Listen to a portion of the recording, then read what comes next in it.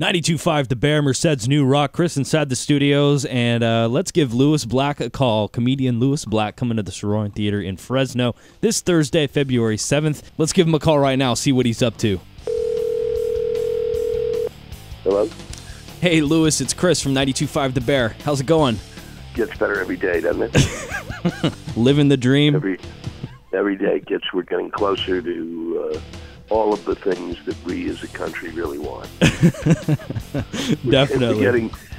We're getting as close as we can to really talking as if we're doing something. Now we're really, we're really insane. I mean, really are clinically insane. Yeah. I mean, I don't know. I mean, if you just made this, if you said, okay, if you transpose this country into a person, you would have them, literally under psychiatric evaluation 24 hours a day. I agree.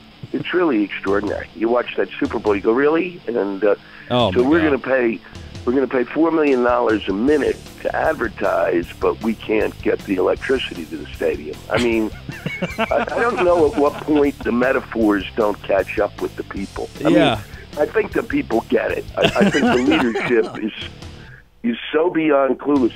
I don't think there's an adult in the room.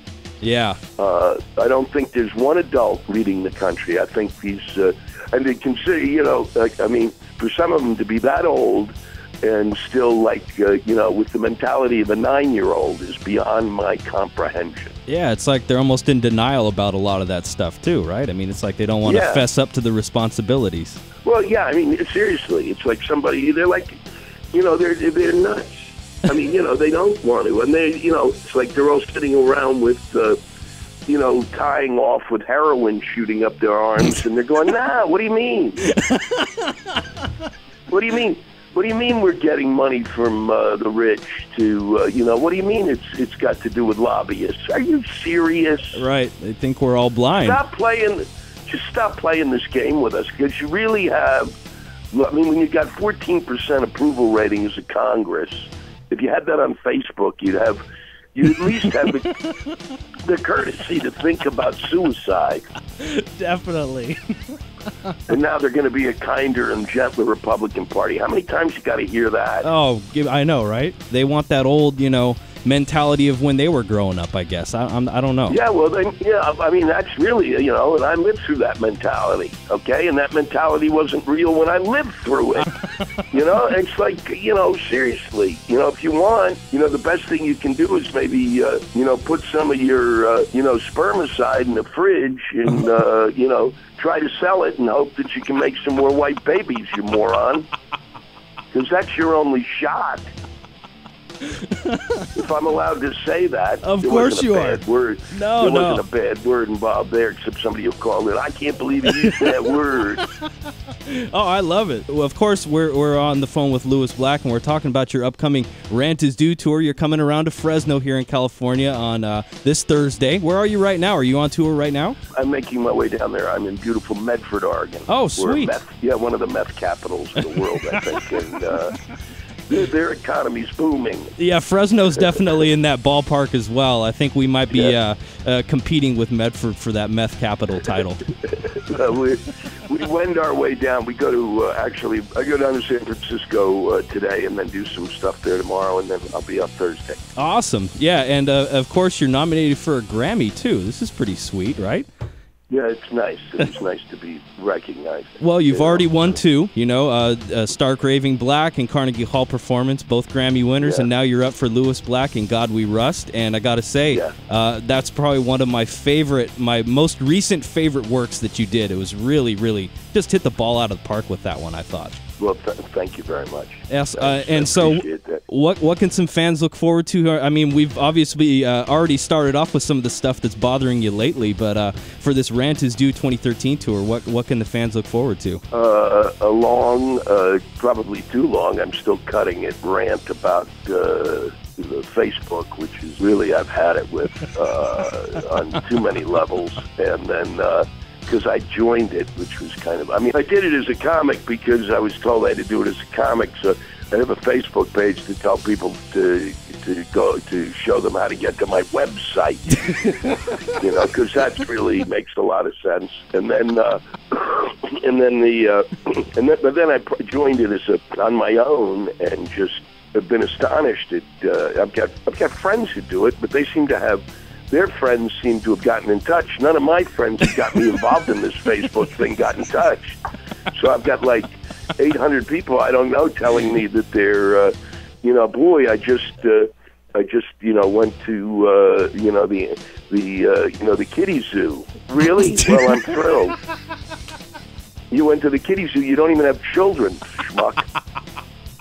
So now I'm wondering what he's doing at the kiddie zoo. Yeah, probably. I mean, it's just too much. I don't care what these people are doing. I don't care that. I don't need a timeline. What do you need a timeline for? Why don't you have a mortality page? Or here's Lewis's chest X-rays. It's absurd. People, it works for some people, but I seem to have really missed the boat on this, and I just seem to be being clubbed like a baby seal. I think it's the kind of like the narcissistic maybe nature of society, in the way that everybody's kind of like, hey, look at me, look what I'm doing. It's I'm grabbing a latte. I'm so cool. I don't know. I don't really understand it. I don't quite get it. I mean, it's partly that thing of everybody. It's like everybody's. It's like, to me, it's like a giant yearbook. Only now everybody's in the same grade. Hey, there you go. That's actually a pretty good comparison of the way Facebook works. It is. Only you get to write your own page. Right, yeah. You get to keep writing signatures. That's exactly it, yeah. How about that and healthcare and Social Security and alternative energy, and now I'm going to, immigration. I'll be talking about, I'll talk a little bit about guns, because it's not, it's like impossible. They don't even listen. Yeah. They will not even listen. It's much the same thing as it's second only to try to come, to talk about abortion on stage as a comedian. It's right. It's almost not worth it, because it's like you might have the joke, but nobody's, they're too busy listening to, oh boy, I know what he's going to say. But you don't know. They already got their minds made up, kind of thing. Oh yeah, and they think and they think. I've already had the reaction from time to time. By being completely in the middle, the reaction from people is, I want to take their gun away. Right. And I go, when was the last time I knocked on your door? Right. Jackass, I don't even know where you live, schmuck.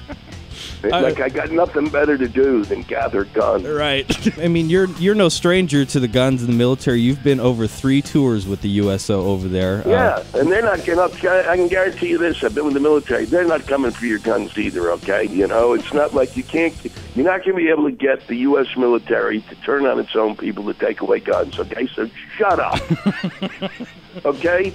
Then you don't know your military. That's right. And somehow, what do you think? How else are they going to do it, you putzes? Can't have background checks. Good idea. Don't. Yeah, right. So that every day I turn on the TV, it's really a pity he got a, they know how to get guns. No. Nuts don't know how to get guns. If you make it somewhat difficult, the nut is going to be thrown off a little. That's why he's got aluminum foil on his head. I'd like to talk a little bit about your history for some of my listeners that may not know where you got your start and that kind of thing, if that's okay. Yeah, sure. I was reading up on your bio, and it was really cool to me that you were originally a playwright in your college years, right? College and grad school. And grad school. And you did, it says you wrote over 40 plays? Yeah, to no interest whatsoever. The interest of practically no one. But you, I mean, right? Was it fulfilling for you to kind of go down that road for a while, or? Yeah, it was. I don't know why. In retrospect, I don't know why it was fulfilling. I guess I really just wanted to sit in the seat and not move and really, because what it's like. I mean, to be honest, to be the closest I've come to describing writing a play is if you had a 1,000-piece puzzle of the blue sky. That's what writing a play is like. You're sitting there, trying to, you got a hammer out and you're trying to smash pieces together. Oh man, that doesn't sound fun at all, does it? No, it was for a while. I mean, I kind of enjoyed it, I guess. I mean, it was fascinating. Well, it did lead to your stand-up thing, right? That's kind of like how you started. It went from. I was doing stand-up on the side because I was always kind of interested in it as a hobby, but it was a way in which I could write and get my writing heard. That was why I did stand-up. Yeah. And then it became, and then I started acting, which, by the time I was in grad school, I was acting more and more and more, and that helped. And so all of that stuff from theater really helped in terms of it. And what about your influences for your stand-up? I mean, because, I don't know, were your plays kind of like your stand-up, or were they kind of like angry? No, they were darker. My plays made me look happy. I mean, made my comedy look, my plays were dark, surreal. They basically, to give you an idea, one is about two guys making a deal, and they've got so much money that you don't even know what the deal is about. They're talking, you don't even know what the deal is. They just are one-upping each other until the very end when they finally make the deal, and they're squeezing each other's balls, screaming, "It's a deal, it's a deal." That sounds awesome. Yeah, it was. I thought it was a really good play, but I don't think it ever got its due. It still works now because nothing has changed. Right, yeah. That's the amazing thing. It's timeless, right? Yeah, I think so. I think that's the whole thing of negotiating. Right. It's who's going to let go of the other guy's balls first. Right? It's really good. That's great. That's great symbolism. I love that. And, of course, after that, your playwright years, I noticed you started working. When I first saw you, me personally, the first time I saw Lewis Black was on the Jon Stewart Show and Daily Show, of course. And I just wanted to know that you started that in '96. Of course, you've been coming back every now and then doing your Back in Black segments, which are great. Big fan. And thank you. I just want to know, how did you get that gig? How did that all kind of come about? They had a woman named Liz Winstead. It was her idea, and some other a third producer on the show. They were looking for people who could fill time, and I was somebody who had a ton of time. Nobody knew me. Yeah. And so they let me sit down and once every couple of weeks and yell and scream about whatever I wanted to. Oh, wow. What a sweet gig. It was great. That's and then awesome. it evolved from that into Back in Black. Yeah, that's awesome. And now I'll be on I'm either on a week after this or the week after. I'm either on in 2 weeks or 3 weeks. Great. Sometime in February. Awesome. And I noticed, of course, we're talking about the 2013 Rant Is Due tour. It looks like a pretty big tour this year. You're starting off, I think, on the West Coast here and making your way down south through the East Coast all the way up back to New York at the end of April, right?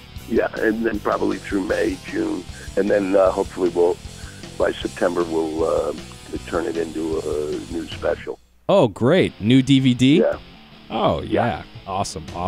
And, of course, I was talking to you earlier about how, you got your new material, new things you're going to be talking about. I wanted to ask, how much of your stand-up, when you go to city, do you kind of switch up a little bit of your material for, like, local news or something that happened to you that day? How much is it, where you kind of interject those daily things into your set list? It just depends. My opening act, who's really great, a guy named John Bowman, who's been working with me for years, he'll cover a lot of the local stuff.